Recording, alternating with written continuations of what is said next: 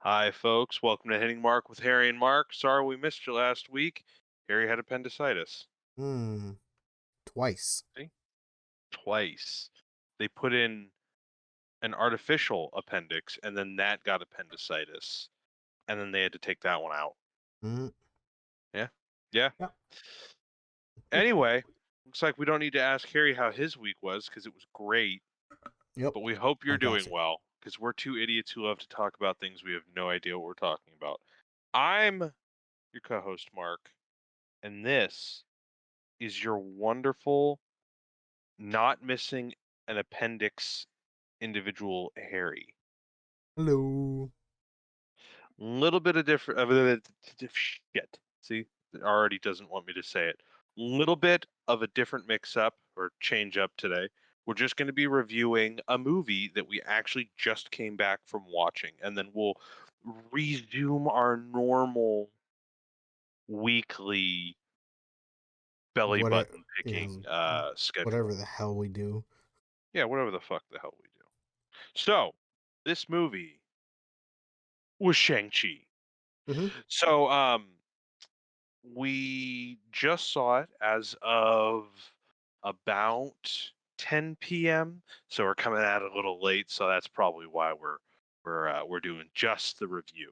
But I think we got a lot to talk about. This is a fun movie. We can get deep into it first, but I wanted to ask you, Harry, Mm-hmm. most important question of the millennium, really. Oh. How was your week? My week was busy. I Oh, have I feel like I have a few stories that I was gonna vent out to you last week and I and forgot I about wasn't there for you. I'm Oh, so sorry. alright. I might sound like a dick while I'm telling the story, but Oh, I Jesus. didn't express it in any way. I was nice. Um, so it, as everyone, if no one knows, I'm a maintenance worker at an apartment complex. So I fix Mhm. things, And you're handsome. and I'm handsome. I think that So I, supersedes. yes, um, had an issue with the fridge, so I had to go swap it out. Uh-huh. So I go ahead and did that, right? And I usually do these by myself. They usually recommend, two people, but I say fuck that. I can do it myself. Um, so I was doing it myself. Um, and I can I already see was, you coming right off as an asshole. yeah, I, oh, there's the part. Uh, I had the old fridge, right? I already installed the new Okay. fridge. It's fucking running. Boom, beautiful. Mwah. I'm like, all right, take this old fucking fridge out. I'm gonna fucking put it in the fucking appliance graveyard. And I'm getting off the elevator. This fucking fridge, right, on a dolly with no straps, just a dolly with a heavy ass fridge on it. And I'm trying to push it to this graveyard that's like on the fucking first floor, like through like two doors and across the fucking garage through another door. Um, and this lady walks up to me and asks me, I'm looking for this apartment. I'm like, okay, what apartment is it? While I'm still holding the fridge, trying to push it, along. Uh-huh. And she's in a completely different building. So I try to tell her, you have to walk out of this building, and I point to the exit. Like, you gotta walk out of this building. You You ain't gotta, welcome here. and I was like, and you gotta go, and as soon as you walk out, make a right and keep walking, and you'll see the address because I pointed the address. Like, you'll see that address, and it's right there. It's the building over. She's like, oh, I was like, yeah, you just gotta walk out, and you'll see the building. She's like, and she looks at me and says, oh, can you just take me? And I look at the fridge, and I look back at her, and she's just dead set looking at me serious. And I'm just like, I'm in the middle of doing something. I can't really help you right now. And she was like, oh, okay. like, and so, Now, I gotta ask real quick. uh huh. I don't mean to pull the race card, Mm-hmm. but was this bitch white? No. But Now I'm the racist. please. Um, so remember, I pointed out to get out the building, and I have to go the opposite way, right? The exit's like behind me, and I pointed behind me to tell her you got to leave this building, make a right, go to the next building over because this is a different building. Uh-huh. So then when I tell her I can't because I'm in the middle of something, she says okay, and then turns around and walks the opposite of leaving the building and starts going to the garage where I'm gonna be going. And I'm just like, okay. So What then the she fuck are you doing? goes, yeah, and then I go through the door, and it takes me about like 10, 15 minutes to get this refrigerator into the graveyard and then everything, and I put away the dolly. I kind of like, and I start cleaning up, because when we get a new fridge, we have to take it out of shrink wrap and all that. So I get all the trash that I created inside of our maintenance shop, and I go to take it to throw it away. So I'm carrying this, again, a lot of trash over to our trash bin and our recycling bin, and I'm the type of person to separate them. So I separate the See, trash from the you're one of recycling. those tedious little bastards. Yes, I am. And That's so perfectly fine. I'm in the Admirable, even. I'm in the middle of doing that, and I'm like breaking down boxes, and she walks up again and is like, "Hey, can you take me to this building or to that? Can you show me where the address is at?" And I'm like in the middle of breaking boxes down, and I'm just like, and I drop the box that was in my hand, like, "Sure," and I walk, and she's like, "Oh," and I'm like, "Yeah, you gotta leave the building," like I said. I didn't say that, but I said, yeah, you gotta walk out this building, and I walk her to the next building, and I pointed at the address, like, that's the building. Oh, okay. And then she walks away again, not towards that building. I was just like, okay. And then I go back to work. I'm just like, I don't understand what just happened. I feel like you had a genuine encounter with Skyrim NPC. Yeah, I that's think, you know what I probably think it what happened. was? Huh. I think she was looking for you, not knowing it was you, Uh with the huh. intent of giving you the letter of the Dark Brotherhood. Oh, You know that that makes courier sense. from fucking Skyrim? Yes, It's I just like, do. oh yeah, I have a parcel here for you. Your name only. It's just the hand that says we know. I, Yep. that encounter, all you need to do is say like your name was Harry, Dragonborn, Bearborn, Mm-mm. Bearborn. and they would have just dropped that thing off and be like, we know. God, have I told you about my encounter with a special needs person? Maybe, but I know the podcast hasn't. Yeah, so this is probably not going to sound all that great. I apologize if I don't know the the modern conventional way of including it. So I won't be, Bones 2009 and be like, oh, this person's the R word. Um, I was coming back from San Francisco. This is very much like akin to your like NPC story, except mine was a quest. Um, I was coming back from San Francisco, and this woman starts going down the car with this young lady dragging her by the hand, and it's like, is anyone getting off on Concord? And like, I know I shouldn't have like said I was, because Mm-hmm. of course that's just the trappings of a con of getting held up. But I was on my way home. I had nothing better to do. I always carry a pocket knife with me, and I was like, yeah, you know what, sure, I'm heading back.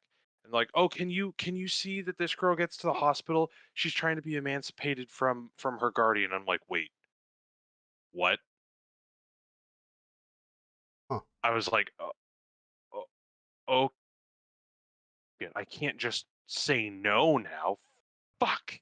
So this Mm, person is obviously I believe on the spectrum in some way, um, and she's just talking the whole time.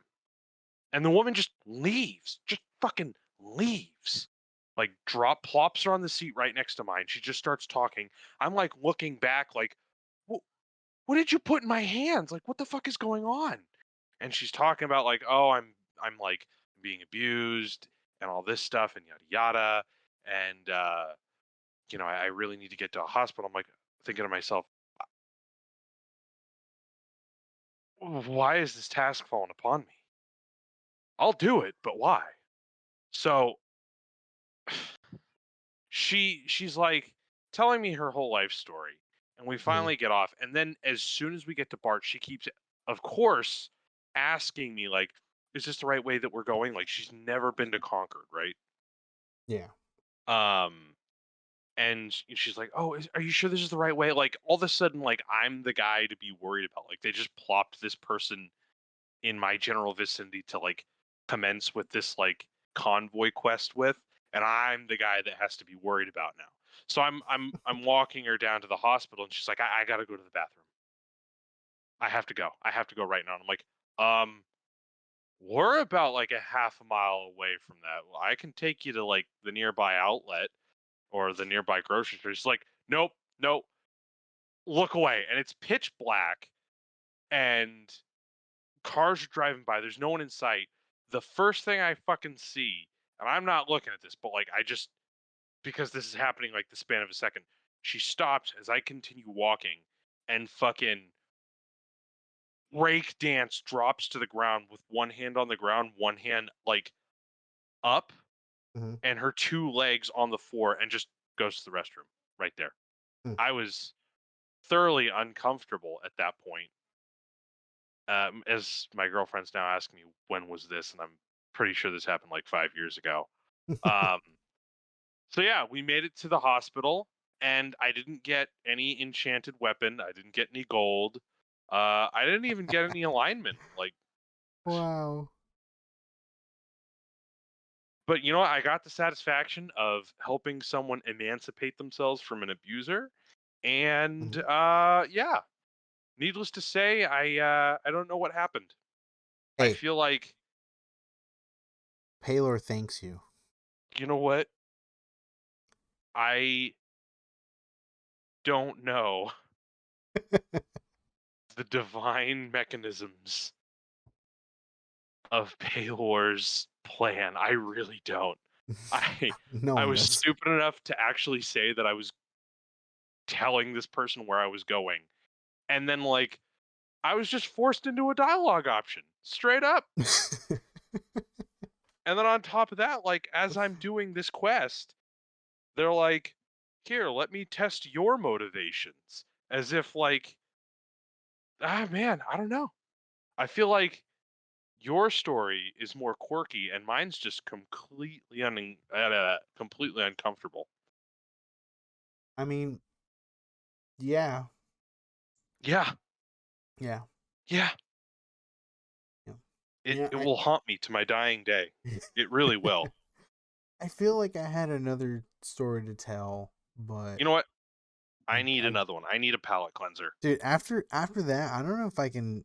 I completely forgot. It's Harry, just, yeah, Harry, yeah, I'm here. I need a palate cleanser after that.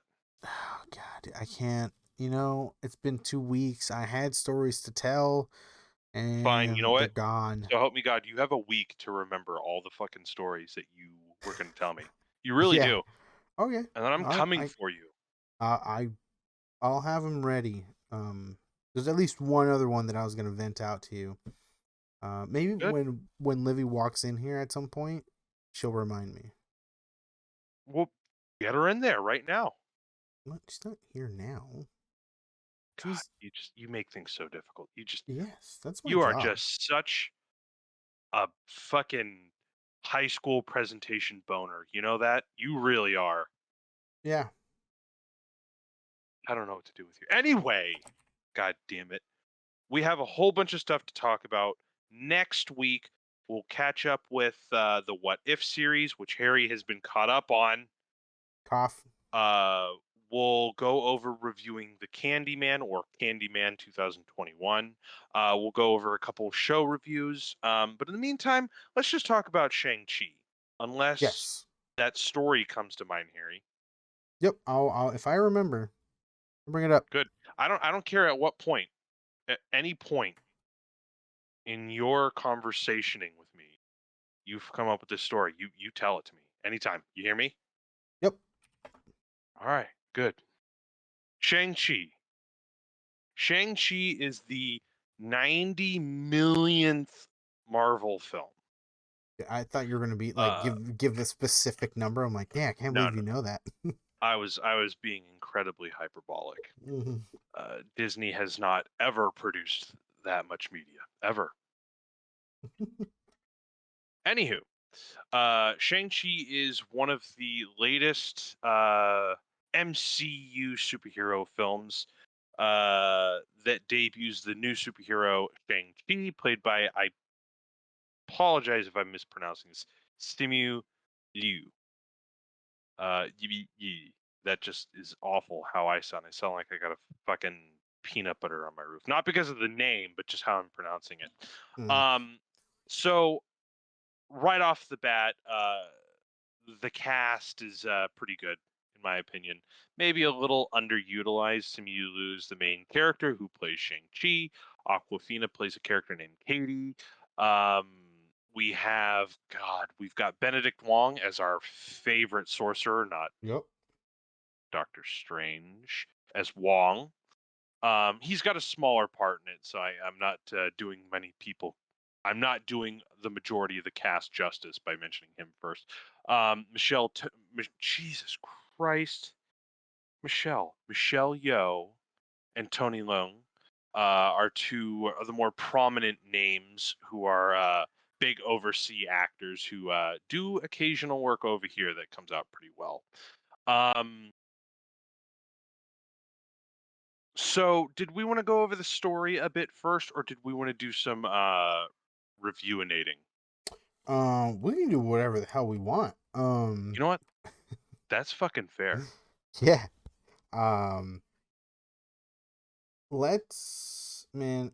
All right, because we have no notes. We're just going on the fly. We're just enjoying We're ourselves. just enjoying ourselves, and we just watched this movie, so we're pretty fresh. You Yeah. know. I say we just go for review. Let's just talk about it. Fuck it. Fuck it. Okay. I want to hear your opinion first on it. All right, man. I liked it. It was Yeah. dope. All right. All right. That's my number one. I enjoyed it. I had fun. Um, what I liked about it, for what I thought was gonna be a standalone, which I guess it is a standalone, right? It's Um, it's yeah. I think it's for a new character and really big stakes. It's pretty standalone. yeah. So Some connective stuff to one avenue of uh Jesus to one portion of the MCU, but still pretty standalone. Yeah. yeah. So I love that how they were kept secret, like how like the 10 rings weren't really thrown out there Uh was kind of shown why, right? And right. thought that was very clever of how they did it. Uh-huh. And I also really liked how the story was still in the Marvel universe. Not only do they talk about um like the whole Thanos thing, um but And the blip and the snap. yeah, they also like really need to get my words going. You're good, bud. They like you see Wong pretty early in the movie. So you're like, "Holy shit, that's the guy from fucking Doctor Strange." It's like, "Yeah, Yeah. yeah, it is." You know. Fools And rush then in. Yes, Yeah, fuck you. exactly. Yeah, I got you. Um, Fucking got you. um, and so obviously towards the end, spoiler alert, Wong walks up after the movie and fucking brings what's his face into this plot and saying, "Hey, shit's going down, blah blah blah blah."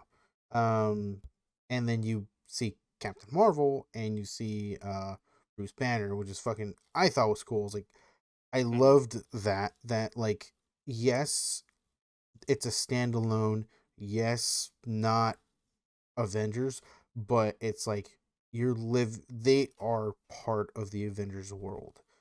Yeah. Like there's no Like, doubt about that, "Hey, we're kinda used to this. You're a superhero now." basically. I think that's great. Yeah. I really like that. And then what else did I really like?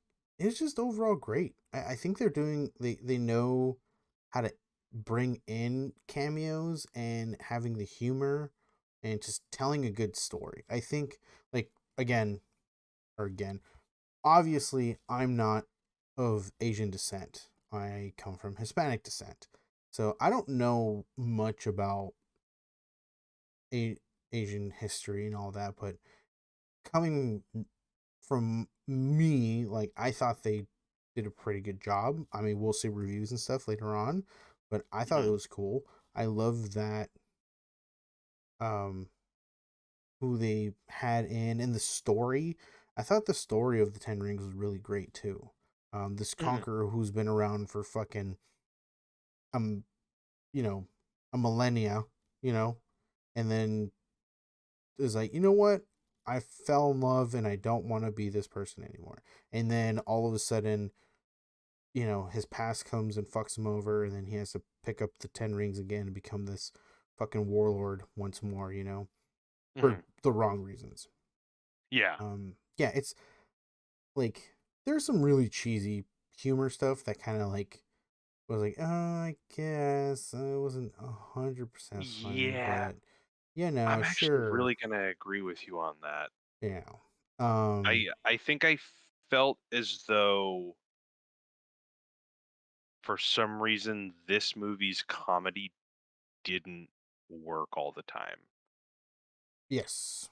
I like I think for better or worse, I think Disney and Marvel and the MCU has managed to copy and paste fairly easily its comedy. Mm-hmm, mm-hmm. Serious, serious, serious, sprinkle a shitload of comedy. Serious, serious, serious, sprinkle a shitload of comedy. Yeah. Um, and I don't think that quite worked in this one. Mm-hmm, mm-hmm. But yeah, keep going. I wanna Yeah. hear you. Yeah, I'm gonna go with what I'm gonna go off of what you said. Hmm. Um, I think I feel you. I understand your point, right? Like I think they purposely brought in the actor's name Aquafina, right? Am I saying that Yeah, right? Yeah, yeah, brought them in to for the comedic relief, right? Um, yeah. but I also agree that it was kind of like, I don't know. Like I think I would have been okay if there wasn't a comedic relief involved in this movie. Hmm. Um, See, I think she does a better job in the later part of the movie when she takes on a yes. slightly not serious role, but like I would probably put her on par with like no, that wouldn't be fair. Just a less Aquafina role. She takes on, I think, more of like a straight. You know what?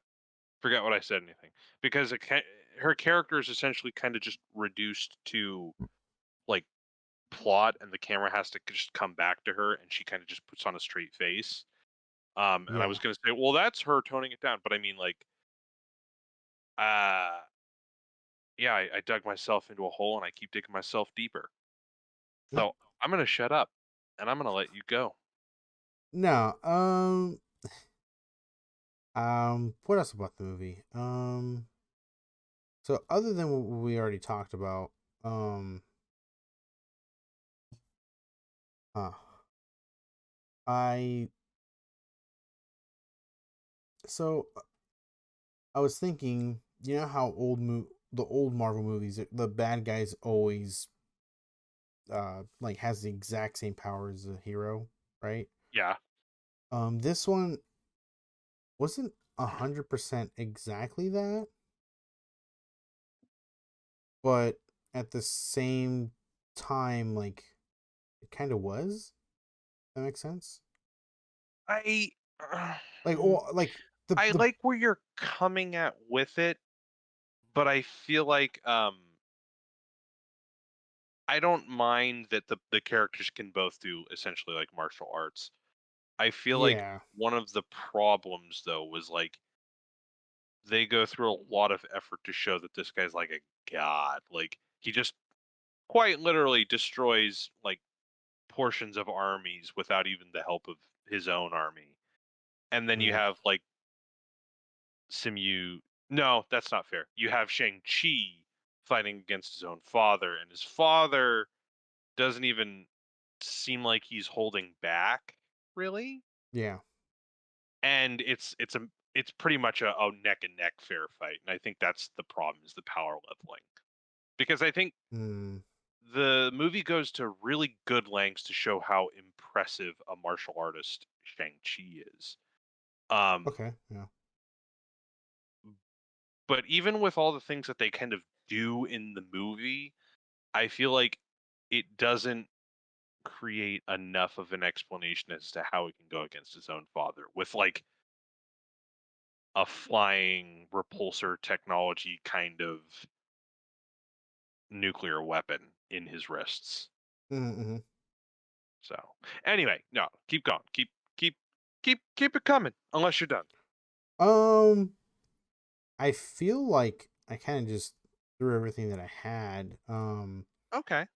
But it's just like, yeah, like I like that the villain had the 10 rings, and Hmm. obviously at the moment we have no idea what that means because you know 10 rings, you know, um, but I'm excited. The cameos were really cool because we got to see like how they're gonna be involved, right? Like automatically when you see Wong, you're like, oh, maybe there's something gonna be with the new Doctor Strange movie. And then at the end of the movie, you see that yeah, basically it is because they're gonna fucking he tells them you got to come with us, right? And then you're kind of oh, there's a beacon. We don't know what it's calling. It's like you're more like I'm more intrigued. Like holy, like I thought that again thought this movie was gonna be a standalone movie, and I was gonna be like, oh, that's cool, new superhero, kind of like Ant-Man, right? Like as much as I Yeah. love Paul Rudd, but like Ant-Man was used what twice, and like one of them was to be hella big in an airport, and the other one was to do the whole quantum thing, Yeah. and So which is cool, but I like feel like I want to push back on that a little bit. okay, cool. Um, some of that's going to have to go into my review because I was actually thinking to myself, Mm-hmm, I mm-hmm. actually prefer Ant-Man in concept, I think, to Shang-Chi. Okay. Uh, so cards all on the table to begin with. I did enjoy this movie. Mm-hmm. Um, I think this is the first movie where I can just kind of admit to myself that this is a Marvel movie and none of these movies I think have ever really been great. Some of them have been really good, but I don't think any Yeah. one of them have really been great. They're mostly kind of, I think, passably done films. And that's, I don't mean to discredit anyone who works on these productions. I really do enjoy some of the talent they put into it. Um, I want to start with the performances. Okay. I liked Simu Liu. I like his debut performance. He has a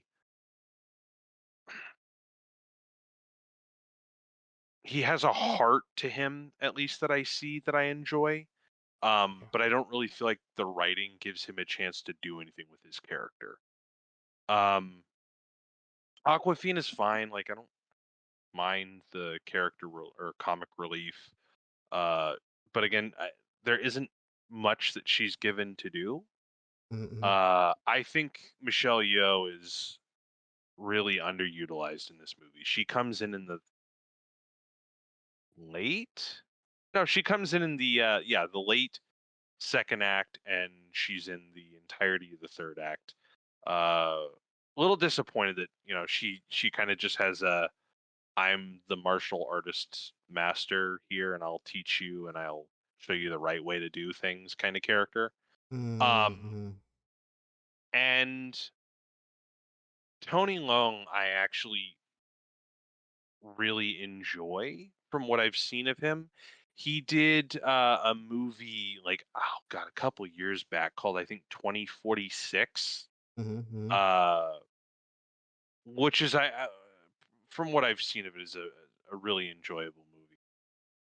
I actually haven't seen enough of his work, and I haven't actually seen 2046 in years. I think it came out in like 2005, 2006.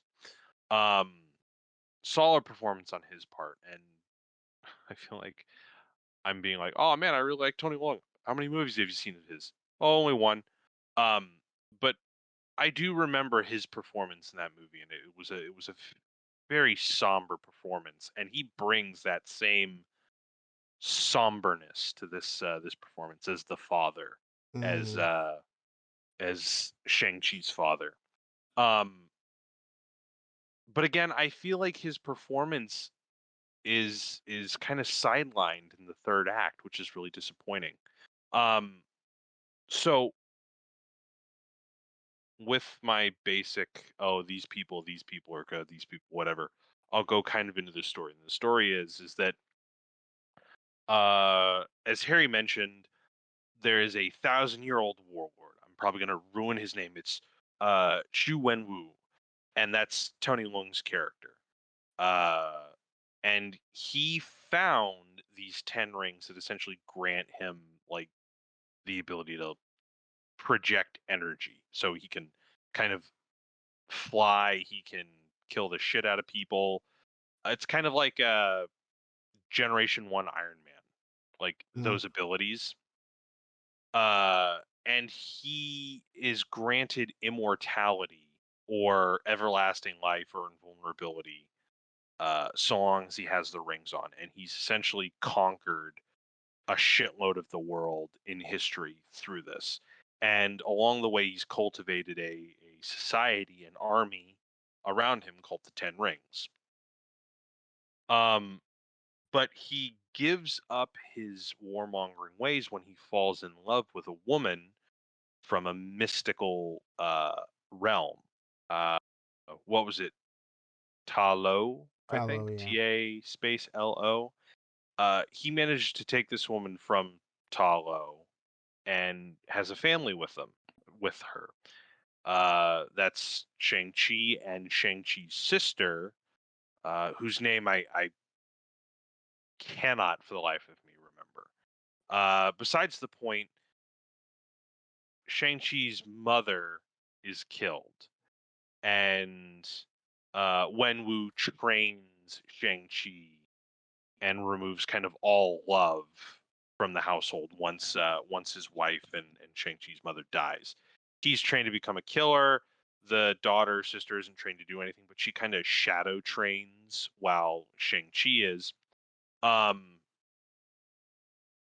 Shang-Chi runs away on his first mission and lives a life kind of free of his family for about 10 years until his father calls to him, doesn't really call to him, steals from him and his sister in the attempt to bring back his wife, their mother. That's the first act of the story. So, dealing with the first act, I feel like they front load a lot of history and they don't front load, I think, the right kind of history. They go to great lengths to talk about how Wenwu is like this warlord, and we get some very pretty fight scenes. But I don't really feel like we get enough time to really know who Shang-Chi is. Because I feel like he's treated like a blank slate in this movie. I Mm-hmm. feel like there are moments where Simu Liu's like performance kind of shines through the rushed kind of story that they're trying to get to, but it's not really enough, I think, to give him his own just yet. I'm really looking forward to more iterations with him, whether it's an Avengers movie, crossover stuff, or another Shang-Chi movie. Um, so the end of the first act is a really fun fight scene in a bus, and that's the main one that I think everyone sees in the trailer, where we meet Razor Fist. God, such a terrible fucking name. Yes. Um, I was actually really impressed with the fight scene. I thought I can tell some parts are green screened and it's just Mm-hmm. Simu Liu. I think Simu Liu just kind of maneuvering through a green screen, but a lot of the action in this is very frenetic, or at least in one or two parts Yeah. of the story is very frenetic, very kinetic, very straight, or played very straight. So we're not, doesn't have two choppy scenes going on where you can't really tell what's going on. Although there's one big fucking problem in the second act that I cannot spare. Besides the point, Oh. uh, Shang-Chi finds out that a pendant that was given to him by his mother and also to his sister has been stolen. He assumes that it's his father, so he goes to find his sister and finds that she is running a Kumite style fighting underground tournament thing, right? I think we see a mutant in there, Kumite. by the way, with like glowing red skin. But Mm-hmm. um, I'm disappointed because I feel like this scene was hyped up because Abomination is in this scene, Wong is in this scene, they're fighting, uh, and then it turns out that's the only time we see them in the movie proper. But Wong does open up a portal and take Abomination with him. Yes, so I do like this part. Like I think it was a little gratuitous that they were just going to do like a moment cameo for such a long hibernated character like Abomination, but the two of them are ripping off Simu Liu's sister or Shang Chi's sister by pulling punches and just betting against one another. Mm-hmm. So that was funny. That's something that I kind of liked. Apparently, uh, Tim Roth, the actor who actually did the performance about 10 years ago, longer than 10 years ago, uh, 11 or 12 years ago for Abomination, Mm-hmm. reprised his role for this. Oh wow. Uh, yeah, I know, right? So, I mean, I'm glad to see Abomination. I hope he's in more movies. Um, but I really would have liked if this wasn't like just a cameo. And if it was, I really wish they didn't prominently show it in one of the trailers. Yeah, I So know. it's then that we find out that the Ten Rings are now looking for Shang-Chi's sister's pendant, and we get to the second fight scene of the film, which I think is the worst of. No, that's not true. I think the fight scene could have been great if I could see what's going on. Yeah, Uh, being on the side of a building didn't yeah, help. yeah. And at The like at problem. Oh, nighttime. go ahead. No, I'd say like side of a building, and at night. Yeah. Ah. Um, I don't know if it's the the screen or the theater that Harry and I went to, Mm-hmm. or some lighting issues, but the ambush occurs on the exterior of the building that Shang-Chi's sister is holding the tournament in. And it's as bad as you could think it is. It's just glass, which is dark, no lighting except the occasional flash of light, which is still dark, and no identifying colors whatsoever. Like Shang-Chi isn't in anything particularly identifiable. Aquafina's like in yellow pants, but that's kind of just, hey, look at me, I'm Aquafina, and not like Mm-hmm. this is how I identify. Um, I really was so disappointed. After I had seen the first fight scene, I was like, okay, well, it looks like they mixed some green screen and choreography pretty well. Uh, and the fight scene had a really good kind of kick to it, and I was really hoping to see what this one would have done. And I Yeah. was hoping midway through the movie uh that they did something like, oh, well, it turns out like there's a floodlight or like there's some neon purple in the background and half the fight is watching their silhouette, because I thought that would have been fun. Yeah, Like I can get by that. the building that they're in is like partially neon lit, or should have been neon lit, and a large portion of the fight scene should have been silhouetted. Okay, yeah. Yeah. At least to give an idea of like who's fighting who, or not who's fighting who, but just a sense of like what's going on. Because the camera has the same amount of movement as the first fight scene, but there's just no way to really easily track what's going on because there's no lighting. Okay, yeah.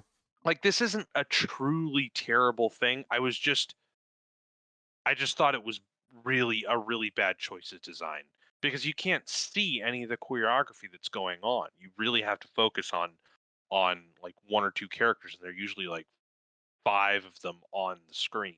Anyway, at the end of the fight, we get another smaller fight between Shang-Chi and His tutor? Wen Wu's right-hand man who like beat him as a child to be a better fighter. This fight scene is quite better, uh, but there isn't really much to it. It was the fight scene in the trailers where I thought this could be good, and they didn't really do that much with it. So it's here that we go into the later portion of the second act where Wenwu has taken his daughter and his son and Aquafina to the compound of the Ten Rings. And he is trying to convince his children to help him find Tola or Ta Lo because he believes that it's actually holding the spirit of his wife, and they're Yes, I'm with that. refusing to let her go, and that he's claiming like, oh, I'm being visited by my wife, she's trying to tell me to free her, and I have to go into this mystical place and free her. And he's like, I'm gonna fucking do it by evil ass means because I'm evil. Mm-hmm. And of course, Shang-Chi, his sister Aquafina are like, nah, fuck that shit. We're gonna do it the good person way, right? So next we come to, I think, the most gratuitous and unnecessary, if at times very funny, uh, s- surprise character. Mm-hmm. Spoiler alerts. Trevor Slattery, the faux Mandarin, is in this movie for a sizable amount of time. Right. Uh, Wen Wu makes mention of the importance of culture and names and memory because of an instance like what I'm about to say. He mentions an American terrorist using a fool uh, to perpetuate his image, Wen Wu's image, as the Mandarin, kind of. And he mocks the name Mandarin as like an True. Americanized Chinese dish. Uh-huh. And it's then that we actually see Trevor Slattery, the man who played the faux Mandarin, and he is the same idiot as Iron Man, as in Iron Man 3. He was picked up out of federal prison by Wenwu's forces, and they were going to execute him, but they found him funny enough to use as a jester, basically. and he aids them rather stupidly on their quest to get to Tola. God damn it, Ta Lo. Hollow. Harry, you smack me for every time I get this fucking name wrong. Ta You got Lo. it. So they get to Ta Lo through a maze of mean, all-absorbing bamboo, and we get to the alternate reality, which is what Ta Lo is. Ta Lo is this other universe, uh, or a portal to another universe that how an alternate reality of people. Mm. God, I don't even know how do I get into this part. Like, so they go into this alternate reality or this parallel universe, and they find out that the people who inhabited this place were kind of like this is gonna sound really fucking awful. We're essentially like Chinese Wakanda. They're like, oh, we were super advanced. We were like, we had cities all over the planet or all over, and this is the part that kind of loses me. Mm-hmm. Uh, they're like, oh, but we were attacked by this super evil ass kaiju, and oh my god, I'm so torn on this part because the kaiju is fucking awesome. But anyway, Yes. we'll get to that in a moment. Oh my god, they're like, we sealed it away, and somehow the kaiju. I'm saying kaiju. They don't fucking say it's kaiju, but I'm saying it's fucking kaiju. Let me have my The things open. evil The evil something. thing is communicating with Wenwu through the rings, and Wenwu believes that that voice that he's hearing is his wife, but really it's the kaiju. So here we get the rest period, right? Like, oh, I'm gonna train. We got a couple montages, a couple comedic bits, and we meet Michelle Yeoh, and she kind of trains Shang-Chi. Shang-Chi, I think through a little bit of visual storytelling is very hard-fisted. He fights kind of like very aggressively, and Michelle Yeoh fights very Crouching Tiger, Hidden Dragon, very like you know waterbender earth or waterbender kind of airbender kind of thing, where it's like use the opponent's momentum, open palm kind of thing. So that's like the most character development he gets. Um, it's then that they make the decision. Aquafina, Trevor Slattery, Shang-Chi's sister, Shang-Chi, and the other inhabitants of this village at Ta Lo to defend their universes, their dimensions from Wenwu. So then we get into the third act. So real quick, I think the second act of this movie is so underutilized. Mm. Absolutely underutilized. Like we get the one fight scene, a couple of the cameos in the very beginning. Uh we get like one really big discussion between all the main characters and Tony Leung's character. Uh then that's that. We get a whole comedic bit with Ben Kingsley, which I think really uh, don't get me wrong, I'm really glad that they tried to fix that loose end, but it really bogs the movie down that he's in it. It really does. I'm a fan of stupid, funny stuff as much as the next guy, but like there Yeah. is significant time that could be going to getting to know these characters and building actual conflict, but he's there doing his stupid British dude thing going on. Yeah. Um, and then we get a fairly underwhelming like chase adventure bit. The way into Ta Lo is this bamboo maze, and they're guided by a funny like head crab with fur and wings. it's very off-putting how I describe it, but it's an immensely adorable creature. And if Disney doesn't market it on it, I'm gonna steal the rights to it, I swear. Kidding, Disney, don't sue me. Uh, they're guided by this creature that's trying to return to Ta Lo, uh, to go through the bamboo maze, and it just it's kind of like the weird maze in Harry Potter that kind of just closes. There's nothing really to it. There's no conflict. There's nothing really interesting to it. They're just driving through this thing.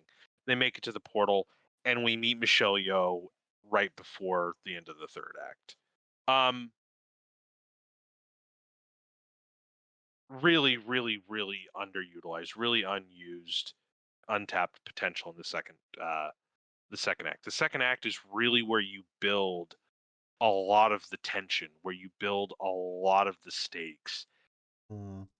and I really feel like they didn't do enough. On the bright side, well, not really bright side, as a personal favor to myself, I was actually really happy that one of the characters in the village, what's his name? I actually don't know his name. One of the characters is actually a callback to Kung Fu Hustle. Kung Fu Hustle was a very popular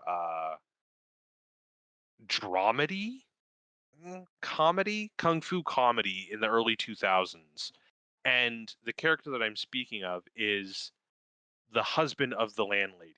So you have the two retired martial arts masters, uh, and the character that I'm talking about is the husband. So I'm really actually Mm. glad that they do that, because in Shang-Chi's little apartment room, he has a poster of Kung Fu Hustle. So I thought that was a very, very Mm. sweet little reference there. Mm. Um, so we get into the third act, and Shang-Chi and his sister both get their superhero outfits, and we have a standoff between Wenwu and Shang-Chi. So a problem I have in this fight scene, this starting fight scene, is Shang-Chi has too many arch villains. Yeah. So I feel like the first really big bad guy that we're introduced to is Razor Fist, and he survives the entire movie. Mm. Um, all he has is one little like sword hand, and then you have the trainer dude, the asshole, Yeah. and then you have the father. And I was thinking to myself, man, the way they're making this, they're going to set it up where all three of these dudes are going to be fighting Shang-Chi. And I thought that would have been really interesting, where you have like all three of these dudes just doggy piling onto the main character and just seeing what he can do. And then I realized that they started pairing these characters off with people who had no like relation with these villains, right? So it's like, Mhm. if I may go off on a tangent for a Yeah. moment. Go for it. So, you know how for Game of Thrones fans who, I'm sorry if I'm spoiling this. So you know how in the end of the, I believe it's the fifth season, no, the sixth season, uh Sansa fucking murders the shit out of Ramsay Bolton. Yeah. So like, yeah, right? Like I'm not saying it's good that she does it. I think it ruins her character a bit. But like, it makes sense, right? She gets some kind of it makes sense that he dies at her hands, because it makes like they have a relationship. Yeah.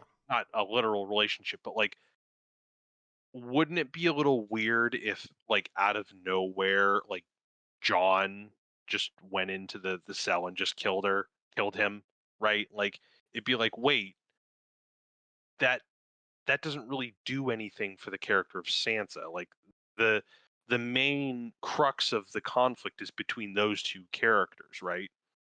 So you have Razor Fist, you have the trainer dude, and then you have the father. And I'm like, okay, well, the father and Shang-Chi have to have the irreconcilable conflict, right? But Razor Fist and the trainer don't have any other interaction with any other character. So it makes them fighting the sister and Michelle Yeoh kind of hollow, in my Mhm. opinion, or at least not fulfilling, because it's like he only ever fights those characters and they don't fight anyone else at all. Um, this whole ending fight scene is, I think, two or three part. Yeah, it's three parts. It's the initial fight in which Yep. Shang-Chi initially loses to his father, um, and uh, Wenwu goes over the lake where the setting of the final act is, and Mm. breaks the seal that's housing the kaiju. The second portion is Shang-Chi rising up out of the water with the aid of a dragon True. True. and defeating his father and claiming the rings, culminating in the release of the kaiju and the father having a change of heart, saving or pushing Shang-Chi out of the way, and as his soul is being taken, bequeaths the 10 rings to him. And then the third act of that fight is defeating the kaiju. Yep. Um, Let me gush first, and then I'll get into what I think is a I think a pretty mean criticism on my part. Say it. I like the kaiju. Yeah. Like on face value, I like it. Like I like the fight. There's a great fight between this worm, this Japanese or not Japanese, I'm sorry, Chinese mythological like worm like dragon, with the legs, doesn't have any wings. It's just kind of like a long serpent. Mm-hmm, mm-hmm. This and like this weird like dragon dinosaur bat insect. It's just this big black like all consuming soul sucking creature and I really enjoyed that. Like I didn't think I would want a fucking kaiju battle in my MCU movie, but I got it and I did enjoy it. Fair enough. However, Yes. I'm going to criticize that part as it is, and then I'm going to get into my larger criticism of that battle itself.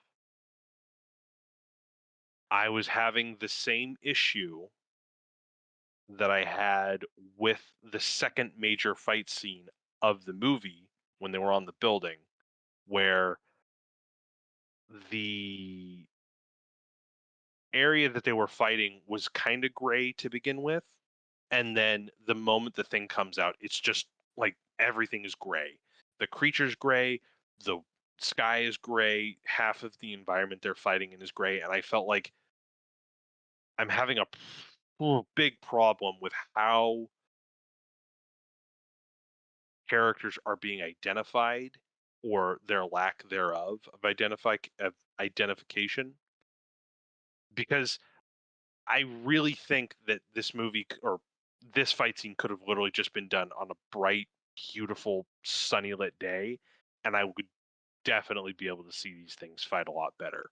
Mm-hmm, mm-hmm. Um, Other than that, not a problem. I'm just kind of tired of having a hard time one seeing who I'm fighting or who the characters are fighting, and then kind of just big gray villains. There was a bit of purple in this villain, but it really wasn't enough to make them stand out, and I thought that really would have helped if they did. Um, but we got this movie. I'm not going to complain. Well, I am going to complain. I'm not going to be the guy that says it should have been different. It should have been this way or that way. Yeah. But the whole idea of a universe destroying, soul sucking creature being the culmination of this story Mm. really, really gets in the way of the story that I think this would have made this story a lot better. Um, I don't have an overall problem with the alternate like universe that they go to. Um, but I feel like the world universe destroying bat dinosaur dragon insect really takes away from the story. Um, I wanted to watch Shang-Chi because I wanted to see a father-son dynamic, or which I thought they really would have leaned more heavily into a sibling father dynamic. Mm. I really once I realized that Shang-Chi's sister was going to be in it, or the one of the people who was playing, or the fact that they had this character in there, I thought they were going to have another dynamic, which I was more than welcome, or which I was more than willing to welcome. Uh, I was just disappointed that he gets, you know, the most lukewarm, effortless sacrifice, and then the main villain becomes, the kaiju. Yeah. Like, Mm-hmm. I would have absolutely loved. I see. Here's the thing. I don't know how that's. I'm not going to be like, oh well, they should have done this way or this way. All I'm saying is I feel like one, the concept of the guy trying to bring his wife back is some powerful shit. Yeah. The effects of losing his wife while being a warlord asshole and trying for a moment to be a good person and then losing his wife and then going back to being an asshole, I think is solid. And doing awful asshole shit to his children as part of his revenge. Mm-hmm. Um, I don't think there's nearly enough character development or like of anything really for the character of Shang-Chi to really dig into, like his relationship with his father. Like they're like, "Oh, you've got a bit of your father in you and your mother and you can choose who you want to be or, you know, your past doesn't define you." But those are like that's like lukewarm stuff. Yeah. Like at the heart of the story, I really wanted you could redeem the dad. I don't care. Um but I really wanted like a father-son dynamic where it's like they examine how shitty this guy is. Like, oh, he can't let go of like the fact that he has these two kids who need him to save this like to resurrect his wife. And it really didn't have to be like a kaiju. It literally could have been, oh, there's an energy source in Ta Lo, and if you use it you destroy this universe and you destroy all the people and all the organisms in this universe. That's it. Mm-hmm. That's it. That's all it could have been. You can get your wife back if you do this. And there you have a decision that Shang-Chi has to make, that the sister has to make, that the dad has to make. And it's like there's Mm. there's no conflict at all. Throughout this entire movie, there's nothing. There's no I'm rambling. I'm really rambling, but it's just like the third act of most of these movies is what tends to get me sometimes because as I was saying with some of the Loki stuff and some of the yeah, you know what, with most of the movie or shows that we've been watching, Yeah.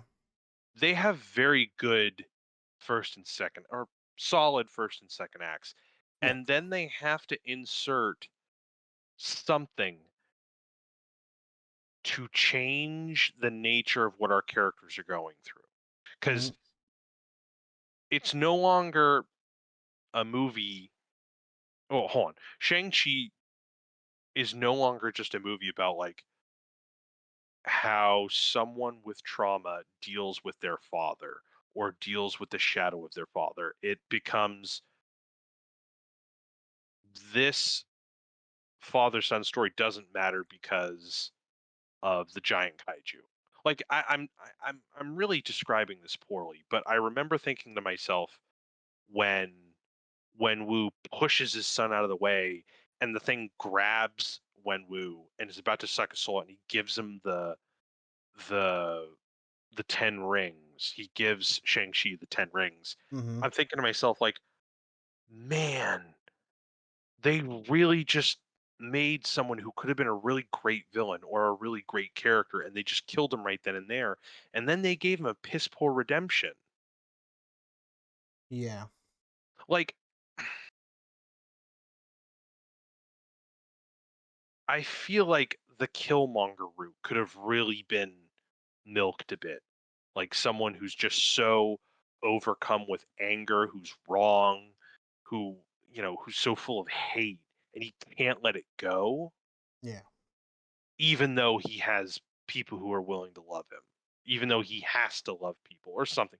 I don't know. I know I'm harping on this. Like I do like the kaiju battle. Like it is fun, it's enjoyable, but like I feel like the chance to create an emotional story between the father and son was Hmm. just thrown to the wayside very easily for like, oh, kaiju, kaiju, and that's it. I think that's my biggest problem with the story is that there's no conflict between the sister and Shang-Chi. There's really not any conflict between the father and the son. It just feels arbitrary. It just feels Hmm. like, oh, she died. We have to write dialogue where these two are angry at one another. Like there's nothing because the entire second act is nothing but hot air to get from point A to point B and make us laugh with the fact that Ben Kingsley is back in the movie or back in the show. And he even takes up a couple like minutes of shit. Like he has one or two lines and then they have a bit when they're on the battlefield where he's just faking being dead. Yeah. Like I should have known better. But that's when I say like this is a movie where I don't really think I'm coming to terms with the fact that these movies are just passable because there have been very few times in the franchise where they've sacrificed grandeur and scale for I think intimacy. Mm. Very few times. And I would prefer that. I would genuinely prefer a softer, an emotional crescendo rather than like a spectacle crescendo. And I don't get that often in these movies. And I don't mean to make it a larger complaint about the franchise. Hmm. But like a personal like you can keep the like I'm saying, like, oh, the power source of Ta Lo grants like the ability to do all this or that, but like you'll destroy the universe or this universe. It doesn't even have to be like, oh, you'll destroy ours too. It could be like you hold the fate of this place in your hands if you choose to bring your wife back. Like she'll be back, but I don't know. I don't know. I just feel like Right.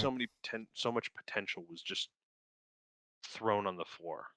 See, I wish I can look at movies like you do, like that. No, no, no, no, no, no. You don't have to. What do you want when you watch a movie? That's Well, all. That's uh, because. Go ahead. Go ahead. Go ahead. like for me, like as long as a movie's entertaining, I'm like, yeah, it's good. But No, like, that's yeah. Of I course. I don't. I rarely go into a movie and like critique it. Like even though there are things that like maybe bug me or I question what the more things that the things that bug me is not the storytelling, the cinematography, the writing, the acting, none of that. It's when it comes to like correcting things. Like if Hmm. they get something wrong, like Continuity. Goofs. yeah, and I'm just like, whoa, whoa, whoa. That's not how that works. Like the things that piss me off are like, for example, when we watched The Quiet Place 2 and um Emily Blunt's character breaks the fire sprinkler and then all of them go off. I'm like, whoa, hold Yeah. on. That's not how that works. And that yeah. That's That's the things that's that valid. That's that's very valid, dude. those are the things that I look at and I'm like, whoa, no, that's not right. But like I it's not that I guess me wishing that I can critique things like you do is not the right term. It's just like I guess I wish I can like See it from that perspective. yeah, like understand that like hey, this could have been better. Like the But writing was not trust me, like 100% or I'll watch something all the time and someone will say something and will completely blindside me. I'm like, "Oh, that's fucking awesome. Man, I wish I thought of it like that." And yeah. like there's nothing wrong with how you see it, dude. I'm Like, not saying that I'm wrong. I'm yeah. more saying like I wish I could. Again, I think wishing is not the right term, but would love to be able to see it how you see it or other people where like you look at it more like you look at the film as what makes the film, right? It's not the fact that the fire sprinklers go off in Hocus Pocus and the witches think they're fucking burning, right? It's not the fact that like that's not how fire sprinklers work. It's the fact that like the witches think that they're dying, right? Like that the whole Mhm, ploy of that is that like instead of looking at that, like I wish I can overlook it like was that good? Like for you, like you're looking at it in the sense of oh, like they could have done so much better. The kaiju was cool, but they could have done so much more than that. They could have had a completely different villain. They could have mhm. kept his father as the villain, kind of thing where it's like I didn't I don't think about that. I don't critique the film like that. I see a movie and I'm like, "Oh yeah, that was cool." But like I don't ever critique it or like what could have been better. And that's like I would like to have a better perspective like that where like I I fall for their tricks is the best way I can explain it. Like they're just trying to Dude, make a no, like flashy.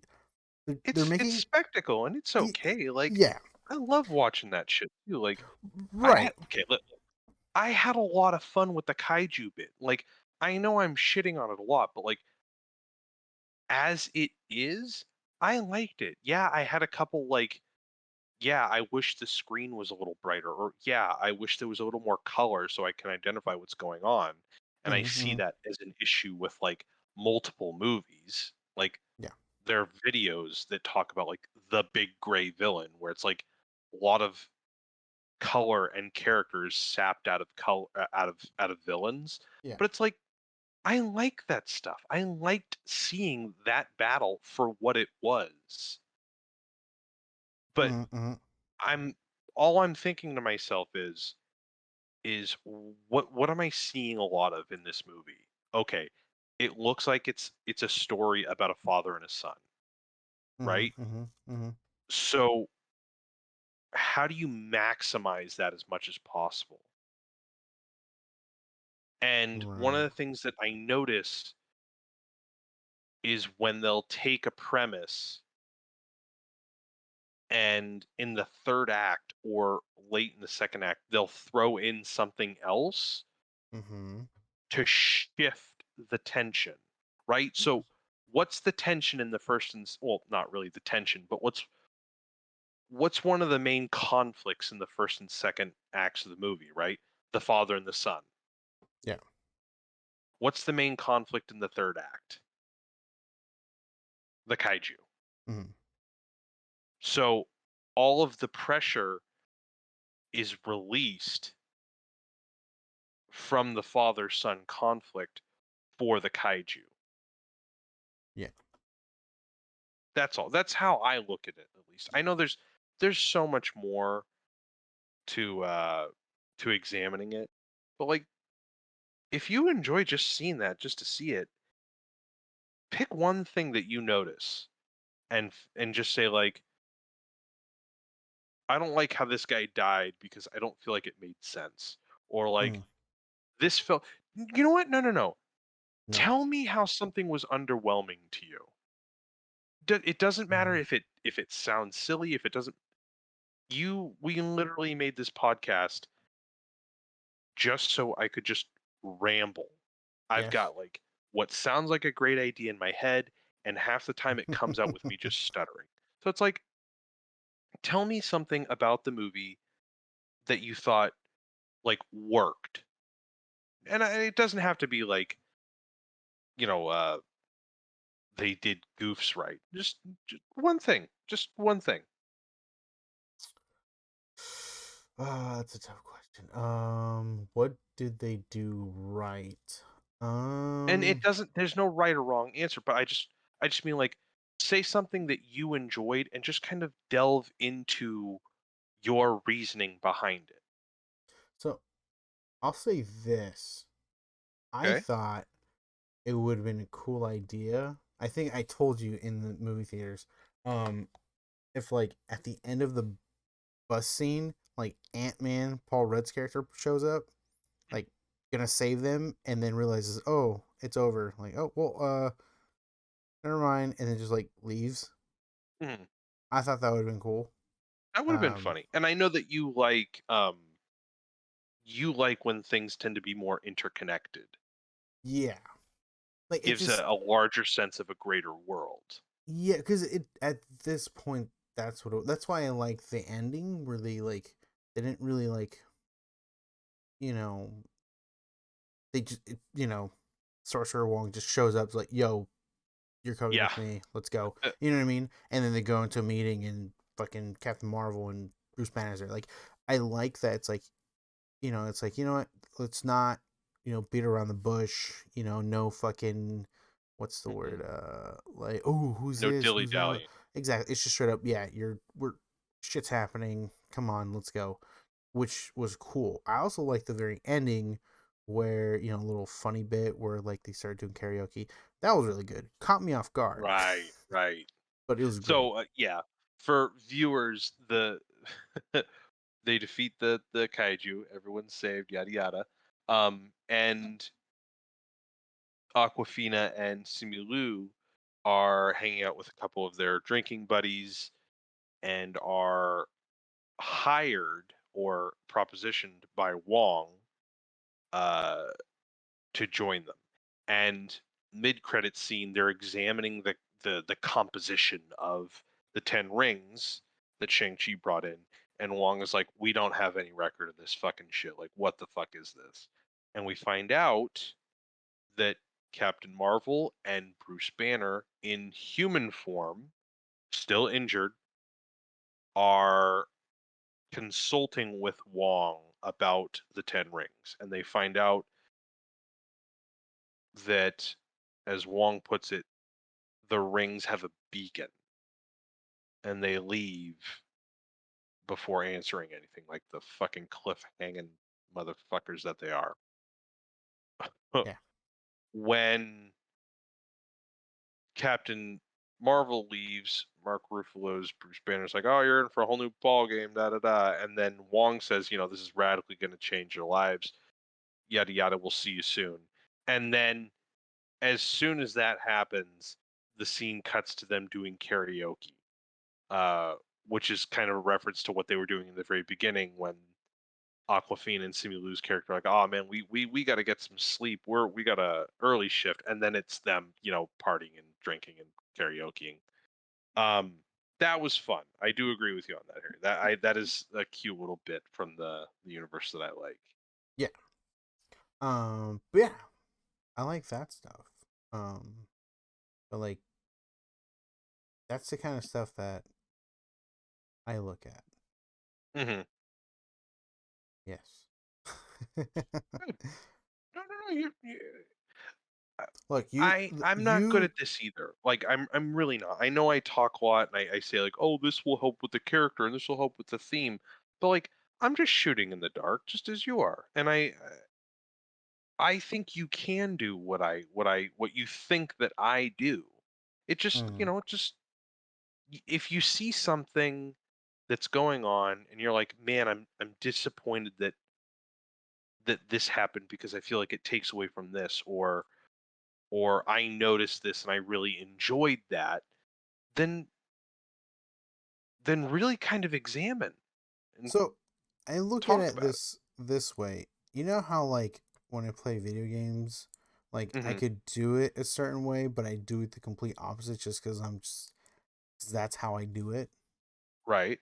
Like I know it's wrong, but I'm like, "Ah, this just sounds so much better, and I do it This that way. way. Yeah. Yeah, I think that's how I am with watching movies in general. Like I could probably critique it or look at it a certain way, but like I'm just like this whatever way I look at movies, it's just like my brain just shifts that way, and it's like how much funnier would it be if like If this That one, guy, like, it's just like out of nowhere, some dude runs up, throws a cat in this dude's face, and then runs away. And then now he has to when fight a cat. you said that, I immediately thought of the scene, the very popular meme-worthy bit in King of the Hill, Pocket Sand.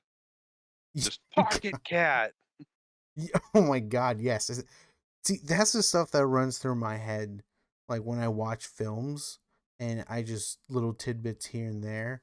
So I personally feel like I probably will never be able to critique probably anything.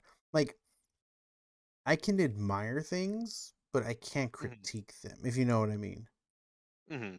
Like when something's really like Lord of the Rings good, I can be like, holy fuck, that movie's amazing. I could talk about how good it is, but like when it comes to like how can it be better or like doing certain things, I'm just like, yeah, no, you got me there. I just I can admire things, I can't like find the fault in things, and I can't figure out how things could have been better and such things. And I think that's just how my brain works, and I've like accepted that. There's just To be sometimes where I'm like, fair, huh, go for it. critique critique is not a science. Like, there's never going to be a way where one person will do it completely right. When I talk about things that I want, I Mm-hmm. just talk about something that I don't mean to say that the ending of Shang-Chi is objectively bad. I just, from what I was watching in the trailer, I thought, Yeah. okay, like I'm saying, I know beat dead horse. This looks like it's going to build up to like a toxic parent kind of reckoning story. And Mm-hmm. I didn't feel like the ending delivered on that. Okay. That's all. So I'm forgetting where I'm coming from with this. Uh, fuck. Mm-hmm. So keep in mind that when I say that, I can back that up with as much bullshit as possible. Like, oh, it takes away from the story, or oh, it's not as emotionally resonant, or like, oh, the ticking time clock and the stakes, like it ruins this. But like that that doesn't genuinely mean anything. Yeah. Like I'm saying how I feel, and I'm backing that up with the 10 billion YouTube videos I've watched on like on character arcs and the act structures. Oh, is it a 3 act or a 5 act? Like, yeah, I've seen a bunch of videos and I'm regurgitating or copying and pasting what I think fits how I feel about how characters are treated. You could do the same thing. I'm not saying go out and fucking watch a million YouTube videos. If you Right. want, it might give you a general like idea. But I mean, like, I think you're hard on yourself because I do think you can do it. I don't necessarily want you to if it's not something you want to, because I really, really love the fact that you can sit down and watch something and just fucking love it. Mm-hmm. Because like 2 months ago, I was talking to you about like, yeah, there's some movies that I like, and then I realized this guy was a fucking pedophile, or this guy is fucking ruined people's lives, and I just can't watch it anymore. And then I'll remember like, oh, the subtext about this movie and how it's about this or that, or like on a regular level, like, oh, this movie sucks because like, oh, it was designed poorly. I really wish sometimes I could just always sit down and just enjoy something for what it is. Yeah. And it's not like I'm thinking, to be honest. Like some of the times I'm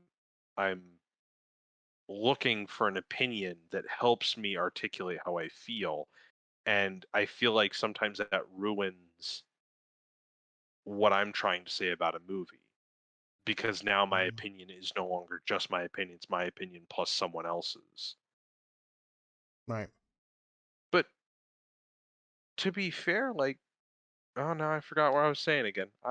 Damn it, fuck, Harry, you Yeah, be the best milk farmer you can, pal. you got it. Fuck, god damn it, I was really You're on trying it, to be man. profound and god I damn think it. you did great. All right, are we through reviewing Wong, I it? think, is my favorite character, Oh, favorite hands character. down. Yeah. Okay, favorite. I love Wong. I don't know Okay. what it is about him. Like Even though he was in it I for like maybe a minute max or something like that. No, yeah. well, more because ending credit, but um, yeah, it's hard to not throw in. Let's see, but in all seriousness, my favorite character. There weren't many other than like the main characters, Hmm. right? Like there's a little bit here and there, like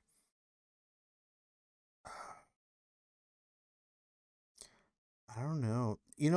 Oh, you know what was really good? Hmm. In the bus, the guy who's recording on the phone, Yeah. that that just showed like, hey, this is 2021. There's people who do this. He's You know, actually apparently in another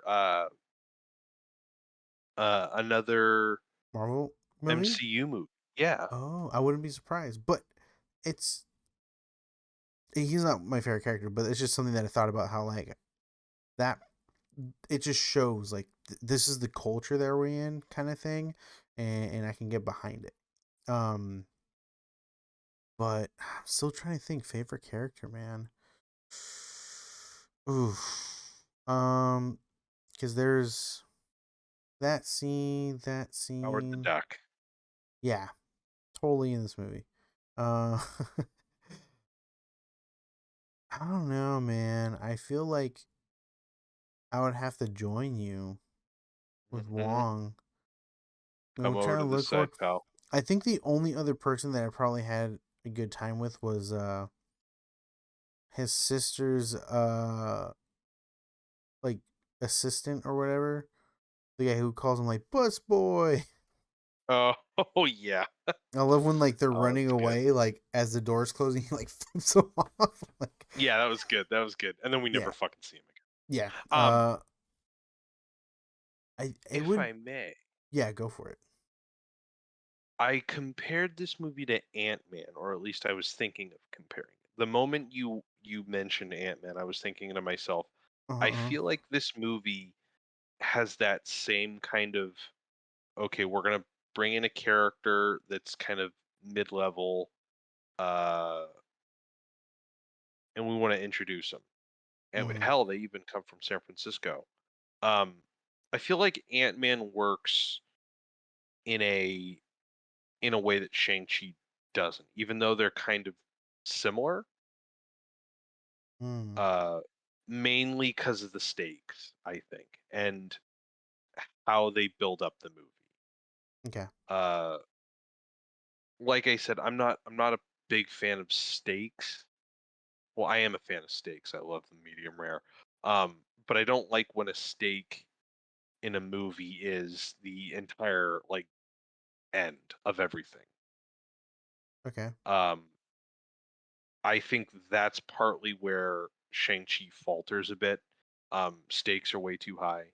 Um, and I don't feel like they do enough between the villain and the main character for there to be a lot of tension.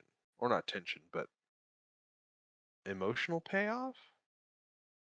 Something. I don't know. I feel as though with I don't think Darren Cross is a particularly great villain by any means, but Darren Cross has some things going for him that I don't think the father when Wu has. Darren Cross is uh, uh, an apprentice of Hank Pym. He's developing his own suit. Uh, he's everything that Scott Lang isn't, Okay. and they go to great lengths to show that. Um, visually, just from the suit, uh, Mm.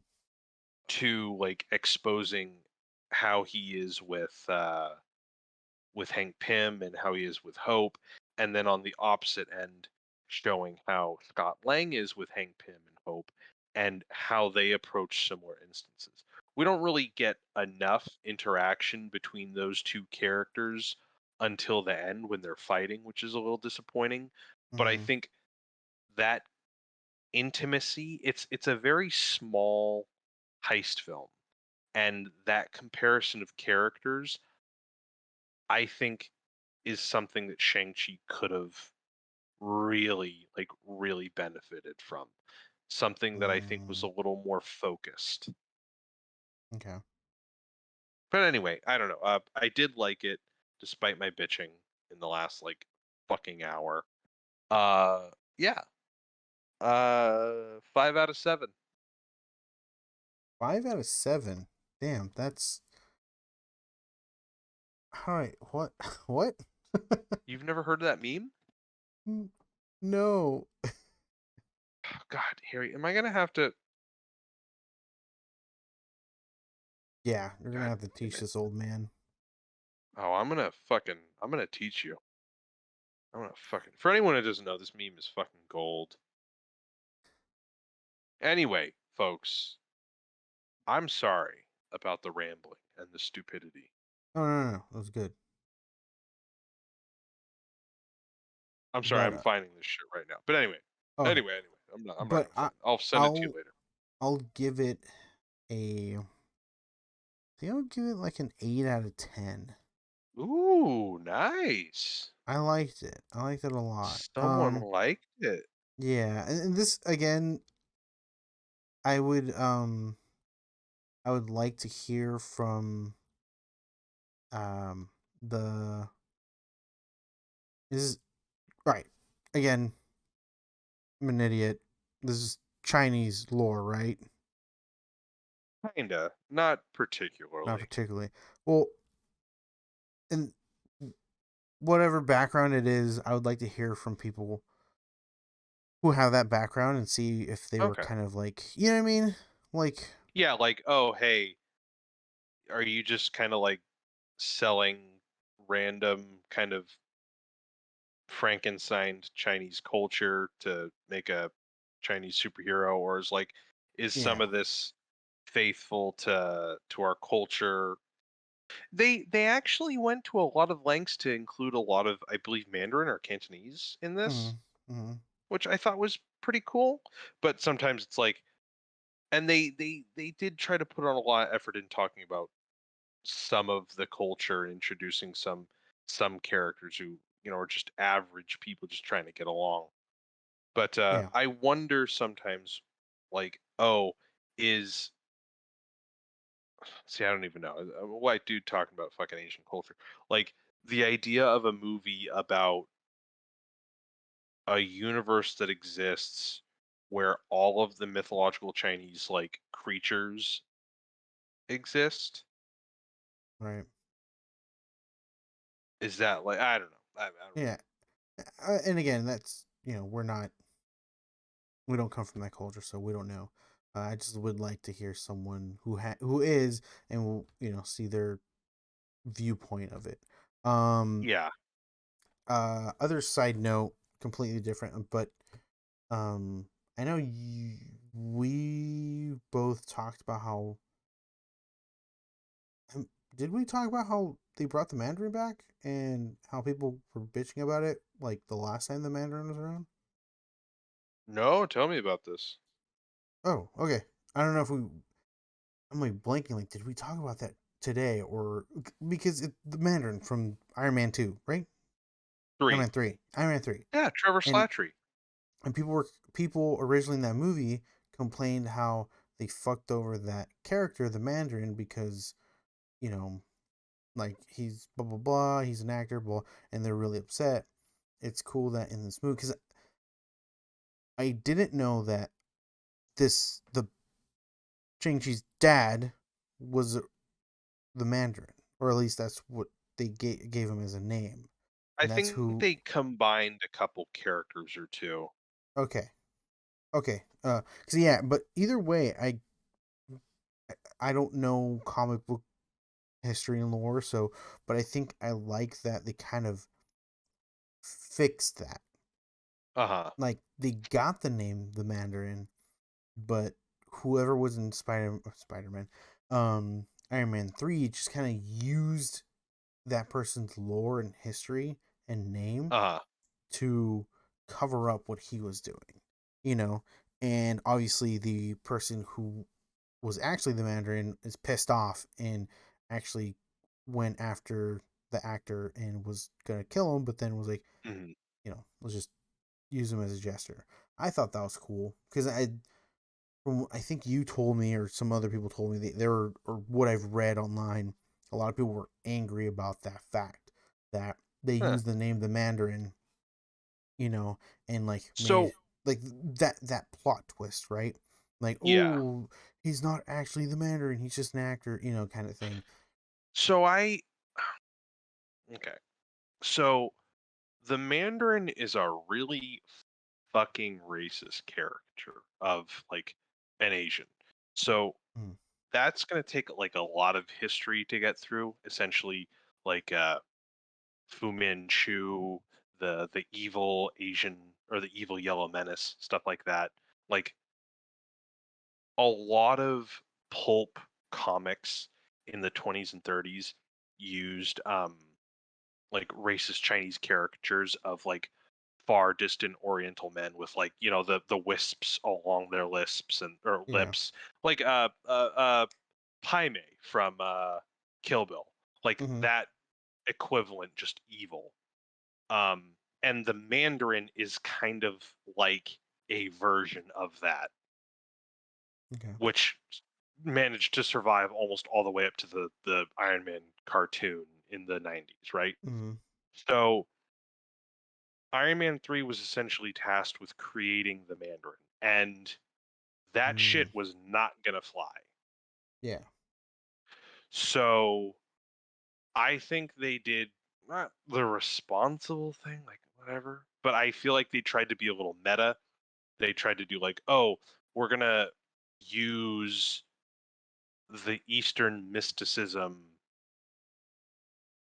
associated with some of the Islamic faith that Mm-hmm. people are afraid of and tap into that, and turns out it's a hoax, Mm-hmm. and these white westerners just used the folklore of the Mandarin or someone who they just assumed was this character and just applied this name to this character to conquer the world or conquer the United States. I thought that was fine. I know people are pissed because it's like, oh, they took a character and they did a fake out. Like, I don't care. They did the same thing with fucking Quicksilver in WandaVision. I really don't give a shit.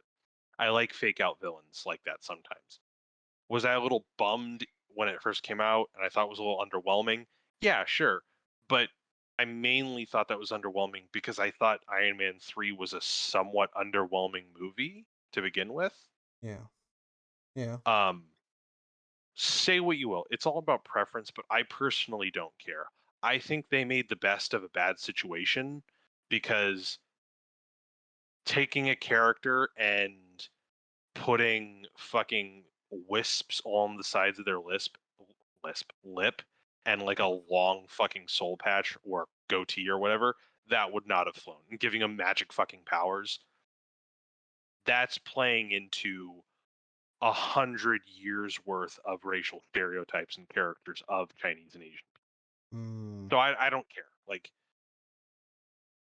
that's fine. You could say like there are a bunch of people who say, "Oh, that's erasure," like you're trying to whitewash like the shit that comics did, but I never mind. Don't care. Don't care. Whatever. yeah. I appreciate that they took this character. Um, they used an actual Chinese, I believe, actor or Cantonese. I'm honestly not entirely sure. Tony Mm-hmm. Leung. I believe he's from mainland China. Um, I appreciate that they got this character and they essentially stripped what I can imagine was as much of the like yellow menace kind of fervor that must have been around that character. So, Yeah. son of the I'm on Wikipedia right now. Shang-Chi was spun off from novelist Sax Rohmer's licensed property as the unknown son of fictional villain Fu Manchu. So right there. Mm-hmm. Fu Manchu, yeah. Fu Manchu is a fictional villain who's introduced in a series of novels by English author Sax Rohmer during the first half of the 20th century. This character was also extensively featured in cinema, television, and radio. So this character is used in everything, like Flash Gordon, Mm-hmm. pulp stories. Like this one story, not one story, but this and a couple others depicted this this image that we typically know of. Mm. And this guy now is, played by, you know, Tony Leung, Yeah. uh, who doesn't seem to embody any of that. I'm not sure if they went in the right direction at all. Again, white dude. I'm not saying that's bad. I'm just saying I don't understand. I would love to be able to ask a bunch of people and get their opinions on it. But yeah, I think it from how they treated the character, they tried to strip as much of the problematic things as possible. It seems Okay. kind of strange, not strange, but it's the more I see this, it's interesting because Shang-Chi is literally just derived from this character that was made 100 years ago, pretty much, Mm-hmm. which is fascinating. Was conceived in late 1972. Huh. Huh. Sax Rohmer's pulp villain Fu Manchu developed Shang-Chi, master of Kung Fu, is introduced previously an unknown son of Fu Manchu. Character himself, I mean, per characters, mostly Fu Manchu. Anyway, um, but yeah, it's just now that I'm reading this, I find it interesting that he's literally just one character away from this what what seems like a really racist caricature of a Mm-hmm. Chinese person. So again, it's either the Mandarin, which is a version of the Fu Manchu, which is just except he uses magic, which is another thing that's often used to negatively depict people from Asia, is that they have Mm-hmm. like dark exotic mysticism, and that happens a lot. That's Mm-hmm. fuck. That's one of the things in Othello. He's maybe not the mysticism, but like the othering, the exotic othering of people. That's one thing that they do. Not they. That is one thing that is done in a lot of older depictions of Asian people. So it's either Iron Man 3, where you have a disappointing fake out of this character, or you have the literal character that everyone's known for like 80, however million fucking years, where he's quite literally a racist caricature. Yeah. So I know I'm already going off on a tangent. I'm sorry. I know I'm No, just no, talking no, about you're good. lawyer. You're good. But yeah. So yeah. I Yeah. honestly don't care. Personally. Mm-hmm. Mm-hmm. I think it was executed um rather awkwardly, but I think the idea of taking this character, reinventing him a little bit, or altogether just changing the character, I think in this Right. case worked. I Okay. think it would have been a hell of a lot better than introducing, the character that I've been bitching about. And even Yeah. then, knowing that Aldrich Killian claims that he's the Mandarin, even though he isn't, and when Wu is this warlord who Killian bases this persona off of, I think is kind of interesting. And I Mm-hmm. like that this movie adds context to, oh, these idiots, like, literally took who I was and, you know, turned him into this pretty racist caricature, even by that movie's standards, because they say like, oh, he literally named him the Mandarin after like a Chinese cuisine Yeah. because they didn't fucking because the Mandarin just sounded intimidating to them. So Right. I like that there's a bit of commentary there. So, but I Yeah. don't know. Like I was saying, like you were saying, it'd be nice to actually talk to a group of people and kind of get their different dissenting opinions on it. Yeah. And at some point we But might, but we don't have the information now. we'll get it. So help me God, we'll get it. um. Yeah. I think that was our review. Fuck you. You're doing the outro. Fuck. Yeah, that's right. Kiss my ass. Well, that was our review of Shang-Chi and the Legend of the Ten Rings. Yeah, the Legend of the Ten Cock Rings. Yeah. So before we do the outro, I guess I'm doing the outro. Whatever. Um, we will go to our normal talking about random shit next week. Um, Fuck yeah. and our socials are Twitter, and then we got that's about it. Just Twitter and YouTube. Twitter, YouTube, Um. and email. Oh, Jesus.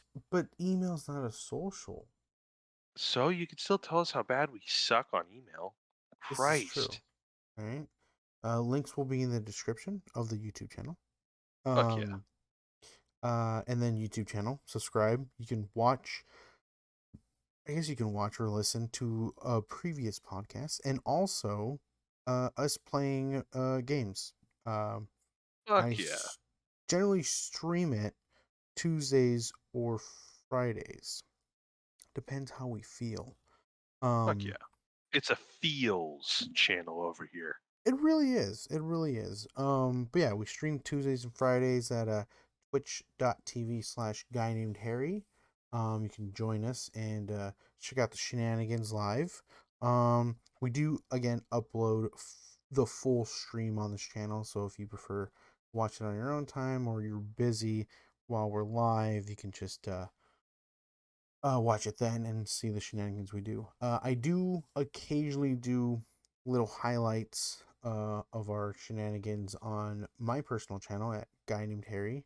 Um, There working we on go. that. I'm working on it. Plug it. You know, Plug that I don't. intro, you I don't have motherfucker. a lot of time to be going through footage and editing and all that stuff. So I I try to come out with as much as possible. Sometimes just take some Hey, time. Take some time. you're a fucking machine, Harry. Okay? Am I I? can't I can't ask I can't ask a woodchucker to chuck more wood than it can, even though it chucks a shitload of wood. Yeah, you're right. And that's what you do. You Mm, just chuck a shitload of wood, and I ain't gonna make you chuck anymore because you already chuck a shitload, thank my you. little Chuck. um, yeah. Again, this is Hitting the Mark with Harry and Mark. We'll Fuck yeah. catch you. We'll catch everyone next time. Bye Auf bye. Wiedersehen, assholes.